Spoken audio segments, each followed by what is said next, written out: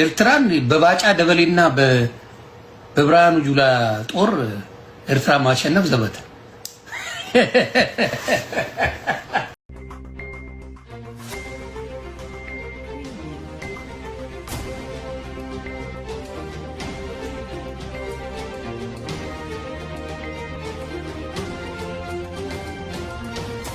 ሰላም ከመይ ጸንሑ ክቡራት ተኸታተልቲ ነዚ ሰዓት ዝሓረናዮም ሓፀርትን እዋናውን ዝበልናዮም ዜናታት ሒዝናልኩም መፂና ኣለና ንኽትከታተሉና ድማ ብክብሪ ንዕድም ልኡኽ ኤርትራ መበል 49 ስሩዕ ኣኼባ ፈጻሚ ቤት ምክሪ ሕብረት ኣፍሪካ ተሳቲፉ ብኣይተ ብንያም በርሀ ግዚያዊ ተሓጋጋዚ ኤምባሲ ኤርትራ ብኢትዮጵያን ቅዋሚ ወኪል ኤርትራ ሕብረት ኣፍሪካን ቁጠባዊ ኮሚሽን ሕብረት ኣፍሪካን ዝተመርሐ ልኡኽ ኤርትራ ኣብ መበል 49 ስሩዕ ኣኼባ ፈጻሚ ቤት ምክሪ ሕብረት ኣፍሪካ ተሳቲፉ እቲ ብ28 ብ29 ሓምለ ዋና ቤት ጽሕፈት ሕብረት ኣፍሪካ ዝተኻየደ ኣኼባ ምርግጋፅ ዘላቒ ቀረብ ማይን ውሕስ ስርዓተ ፅሬትን ንምዕዋት ኣጀንዳ 2063 ናብ ዝብል ትሕቲ መሪሕ ቃል እዩ ድማ ተሰላሲሉ እቲ ልኡኽ ኤርትራ ብተኣኼባ ዘስሙዐ መደረ ኤርትራ ብትሕቲ ሕፅረት ማይ ዝረአየሉ ሳህል ትርከብ ሃገር ከም ምዃና መጠን እኩል ቀረብ ማይ ምርጋፅ ሓደ ካብቶም ቀንዲ ሃገራዊ ልምዓት ምዃኑ ገሊጹ መንግስቲ ኤርትራ ንዘላቒ ምሕደራ ማይ ድልዱል ፖለቲካዊ ቆራፅነትን ዓብዪ ናይ ወፃኢ ወፍሪን ይገብር ከም ዘሎ ድማ እቲ ልኡኽ ረዲኡ እቲ ልኡኽ ከም መደሪኡ ከም ዝገለጸ ድማ ብሰንኪ ዝተገበረ ሰፍሒ ወፍሪ ህንፀታት ዲጋታት መሰረተ ልምዓትን ማይን እቲ ብ 1991 13 ሚእታዊ ዘይበፅሕ ዝነበረ ቀረብ ዝስተ ማይ ሕጂ ናብ 85 ሚእታዊ ክብ ከም ዘሎ ድማ ኣፍሊጡ ብተወሳኺ ድማ ቁፅሪ ዲጋታት ኤርትራ ካብ 138 ናብ 850 ከም ዝበረኸ ድማ ተኣኼባ ገሊጹ ኤርትራ ናይቲ 2030 ናይ ዘላቒ ልምዓት ሽቶታት ኣጀንዳ ናይ 2063 ንምትግባር ትሰርሕ ከም ዘላን ክስካብ ሕጂ ድማ ዝተባዕ ውፅኢት ተመዝጊቡ ከም ዘሎን ድማ እቲ ልኡኽ ወሲኹ ገሊጹ ኣብ ተኣኼባ ኣብ ቀዳማይ መንፈቕ ዓመት ኣብ ቀረብ ፅሩይ ዝስተ ማይ ዝተመዝገቡ ምዕባላታት ድሕሪ ምግምጋም ኣብ መጻኢ ክውሰዱ ዝግብኦም ስጉምታት ብምሕሳብ ድማ ዛዚሙ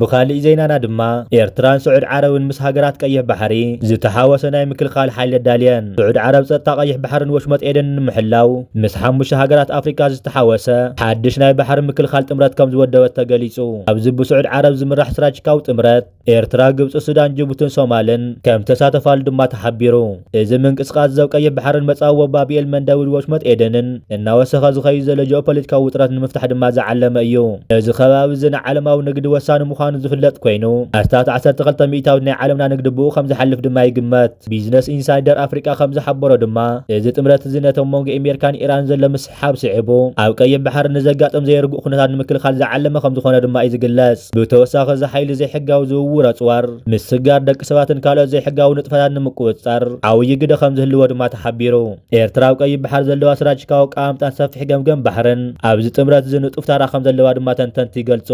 እዚ ሓድሽ ኪዳን ኣብ መንጎ ሃገራት ኣፍሪካን ማእኸላይ ምብራቕን ዘለዎ ወታደራዊ ምትሕብባር ናብ ዝለዓለ ብርኪ ዘሰጋግር ምዃኑ ድማ ተመላኺቱ ኣሎ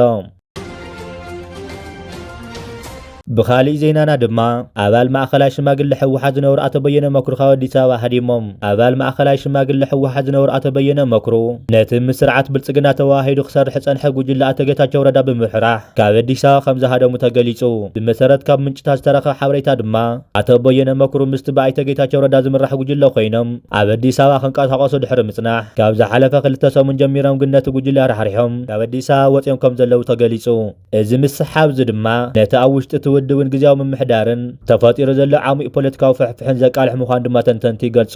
ኣቶ በየነ መክሩ ካብ ኣዲስ ኣበባ ዝወፀሉ ምኽንያት ምስቲ ንረብሓ ትግራይ ሕሊፉ ሂቡ ዝበሃል ዘሎ ስርዓት ብልጽግናን ምስኡ ዝተፀጉዑ ኣካላትን ብዘለዎም ዘይምስምዕማዕ ምዃኑ ድማ ይንገር እዚ ድማ ነቲ ኣዲስ ኣበባ ተዓፅዩ ዘሎ ጉጅለ ጌታቸው ረዳ ተወሳኺ ድኽመት ክፈጥረሉ ከም ዝኽእል ድማ ይግመት እዚ ምንቅስቓስ ዝስዒቦ ብዝተፈላለዩ ወገናት ዝመሓላለፍ ዘሎ መልእኽቲ ከም ዝሕብሮ ድማ እዚ ስጉምቲ እዚ ነቶም ምስ ፀላእቲ ህዝቢ ትግራይ ተሻሪኾም ዝሰርሑ ዘለው ባንዳታት ዓብዪ መጠንቀቕታ ይኽእሉ ይገልጹ ኣለዉ እቶም ንረብሓ ገዛእ ስርዓት ክብሉ ኣብ ጎኒ ፀላእቲ ተሰሊፎም ዘለው ውልቀ ሰባት መጻኢኦም ጸልማት ምዃኑ ታሪክ ክፈርዶም ምዃኑን እቲ መልእኽቲ ድማ ወሲኹ የርድእ ኣቶ በየነ መክሩ ድሕሪ ካብ ኣዲስ ኣበባ ምውፅኦም ኣብዚ ሕጂ እዋን ኣበይ ከም ዝርከቡ ድማ ብንጹር ዝተፈለጠ ነገር የለን بخالي زينانا دما بمخنيات وقع شرارينا وسودان زلو تقارو قدا يخونو خم زلو دما تحبيرو سوداناو ميديا سودان تريبونو زو صبصاب اتقوانس اناوش ادو سودان كم ستلابعن كبيدت وارم معسكر سودانيات بمبداغو قدرام زي تفلق تقارو سودانيات كم ستقاتل دما تقليسو إذ مالت دما خاو حمران كالوت كاوتات معراب تقراي تمازابيلم زخودو تقارو قدا يكم زخون دما زرد حبريت ايو تكال سودانيات سودان دما نتو مبدو بزركو معسكرات نمكل خال هقراو حاجز خقبر دما تقوي علام إذ خمزي لنهالو دما بتوسخ معيت زيقاتات تقراي بسنكب كاوتات دوز تولع وق نام ماخل سودان كم تسدد دما تفليتو إذا خمزيلن كلا دما بزخلتا معلت استخايدة خوينات لست عدد سراويت إثيوبيا هيوتهم كم زحالفة يقلص الله أو تأمنغو سراويت فيدرال إثيوبيان حيلتات تقراينا وقنبار شررينان أو دو سودان زقات أمدما وق سلست عدد سراويت إثيوبيا خمس تقاتلو تقليتو أبتي بدوب سودان استخايدة خوينات عززتي سراويت إثيوبيا كم زغسولن أب هوسبيتال غوندرن حمران يحكم كم زلون زقلت قل حبريتات زوات أخوينو بفلاي دما بخبيد قاسيلوم نابك حسايا برا حمرا هوسبيتال زاتو عززتي سراويت إثيوبيا دمام زاقيد سلسته هيوتهم كم زحالفة تقليت الله بمسارات كاب تخاوز وصاصات ناوت اميدياتاتن او كباب شرارينا استولع عتق او قجت ناوشت دو سودان سغيرو زنور اللوان بسنكز تتكوت خبيدت وارن تخايده وقن ثلاثه عززت هيوتهم كحلف كم زخاله دما ترغاغي صلو او توق بزوت احمد قعت بزيكاتم عززتي بوزحات كالت ابالات سراويت ون كم زتقتلو تفليتو اتهم قليل زقتلو ابالات سراويت ኢትዮጵያ ናው ሆስፒታላት ጎንደር ኩሰዱን ከለው እቶም ከቢድ ዝቆሰሉ ድማ በአየር ናብ አዲስ አበባ ሆስፒታል ጥቁር አንበሳ ከም ተወሰዱ ተገሊጸሎ لعل 300 ዝኮኑ ምሩኻት እዮም ስለዚህ ክንገብር ሕዚ ንሕና ኢና ሕዚ ግን እቲ ድፋዕ ይኹዕተሎ ብዝብል ጥራሕ እንተ ይኮነ ከምዚኣ ገይረ ይኸርየኩም እዚኣ ድፋዕ ኣብነት ናይቲ ድፋዕ ዝተወሰነ ማለት ዙርያ አዲስ አበባ እዩ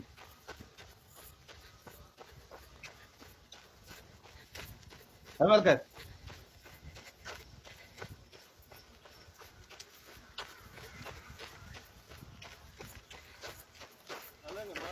إذا خمزيلن كلا دما جنبار ريال لما تأمنوا حالات تجرين سراويت مكلخال إثيوبيان وتدراو مفتات يوسكم زلة تجليسو أو جنبار ريال لما تأمنوا حالات تجرين سراويت مكلخال إثيوبيان خابزنا ورا تدراو مفتات ناكونات مدلوات تغيروا خمزلن بسنك زد ما حدا نورت خاوت خاوي لك خمزلة ودما تجليسو أو كتمال لما تنكاوي الرؤي وتدراو من كسقاس بموزح مخنيات وزريات خابزلنا يكونات سجاد دما نجسي ركب بسنك زد تفترة سجاد دما إلا نورت نفسهم كم حدا جان مسوار أبتنا يكونات سجاد نمرحق ناوريان قبن قاموا دما خاوريان أكواتات مقالي قعاد خمزة لو دما حاورتات ملكتو إذا خمزيلن كلا دما العلواي بعد سلطان فتح ورد أبلا مس سابطتنا عفار أجوج متتنبيرو أو عفار زل بوليتيكاون وتدراون وترت نابزل على بركنا دي يزور كل زل أوان حلاف بيت صحفة فتح ورد أبلا زنورو أتو مهودين إدريس مفتاح نتسرعت بمرحرح مس سابطتهم نابعت كاو من إسقاط عفار أجوج مخمسة تنبرو تفليتو أتو مهودين إدريس أو ورد أبلا العلواي حلاف بيت صحفة فتح خوينم خسر حد متناح أو تزواج في تصم زل بدلات بوليتيكاو تقطعت بمقوام نتمنكس زوهاب زنور مزنة رحريحهم ناوت بعفار أجوجم زفلت عتقاو قالت تتنبيرهم اللو اتم مسأمس تتنبرو سسابس أتمون تمتات هالقوام بمحاز نتنات فتحن قالسن محيال قرات نتم كم زر أيد ما منجسات حبيرهم إذا منك إسخاز سعيبو مريت عفار زر زلو تدراو متتاو عزير نحيا لي متسخم زلو دما يقلت اللهم بمسارات كاب تخاو زلو تطوات كم زمالخطو ودما كسكاب حج لعل سلسة شحزخون أبالات سراويت ناب يرترانا كل العفار كم زاتو دما يقلت إذا عفار زرق زلو منكسقاس أو تزواعوي سقات فطيرو خمزة دما يقلت اللو منكسقاس عفار أوقو منتم حدش تتنبر أبالات بدستا خمس تقبلون بمقلاس مسال حزب عفار للاونة المريت المخبار زقبر قالسة تطانا خير خقطلي بمال دما مالقتم محالي فمالو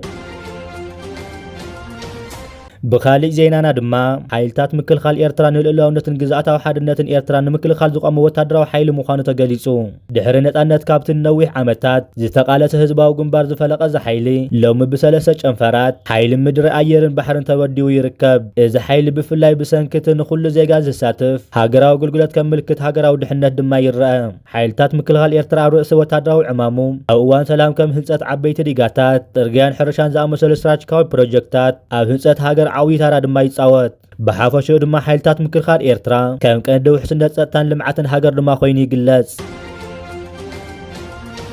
بخالي زينانا دما بوليس أسمران هابتم قدين ጸጋይ ዮሐንስን ምስ 4 ኪሎ ሓሽሽ ኣብ ትሕቲ ቁፅር ድማ ውዒሉ ኣብ ከተማ ኣስመራ ስታት 4 ኪሎ ግራም ዝብዘን ሓሽሽ ሒዞም ክንቀሳቐሱ ጸንሑ ሃብቶም ግደይን ጸጋይ ዮሐንስን ዝተባሃሉ ክልተ ውልቀ ሰባት ብኣባላት ፖሊስ ተታሒዞም ጉዳዮም ይምርመር ከም ዘሎ ተፈሊጡ ብመሰረት ካብ ፖሊስ ዞባ ማእከል ዝተረኸበ ሓበሬታ እቶም ተጠርጠርቲ ሃብቶም ግደይን ጸጋይ ዮሐንስን ነቲ ዘይሕጋዊ ድራግ ሓሽሽ ኣብ ውሽጢ ከተማ ኣስመራ ንምዝርጋሕ ክንቀሳቐሱ ከለዉ ብዝተገበረ ናይ ስልያ ክትትልን ስርሒትን እዮም ኣብ ትሕቲ ቁፅር ወዲቖም እቲ ዝተተሓዘ 4 ኪሎ ግራም ሓሽሽ ንጥዕና መንእሰያት ዓብዪ ሓደጋ ከም ዝኾነ እዩ ድማ ገሊጹ ፖሊስ ኣብ ዘውፅኦም መግለጺ እዞም ውልቀ ሰባት ዘይሕጋዊ ንጥፈታት ንምክያድ ዝተፈላለዩ ሜላታት ክጥቀሙ ከም ዝጸንሑን እቲ ሕጂ ተታሒዙ ዘሎ መጠን ሓሽሽ ድማ ሓደ ካብቲ ዝዓበየ ተታሓዘ መጠን ምዃኑ ድማ ተገሊጹ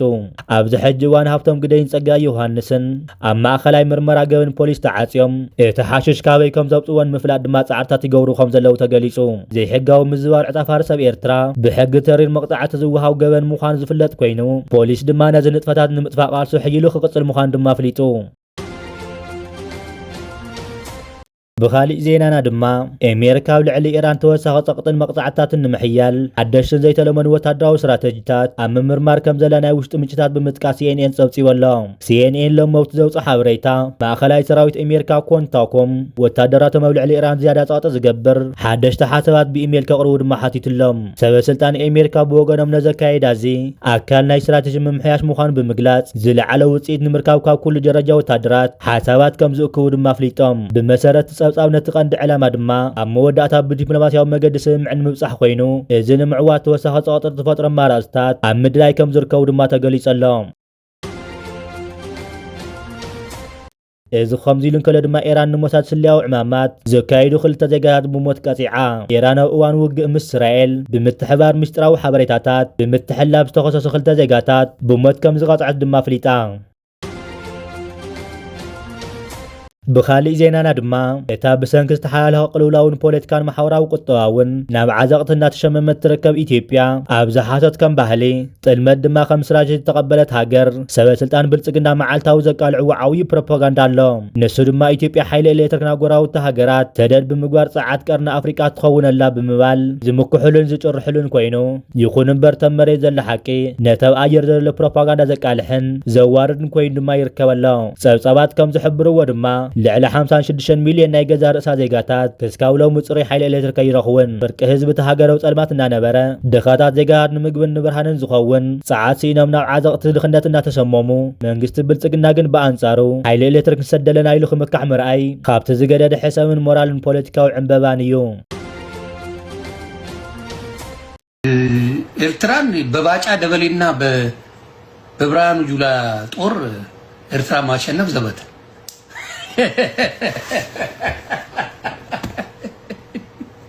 ምክንያቱም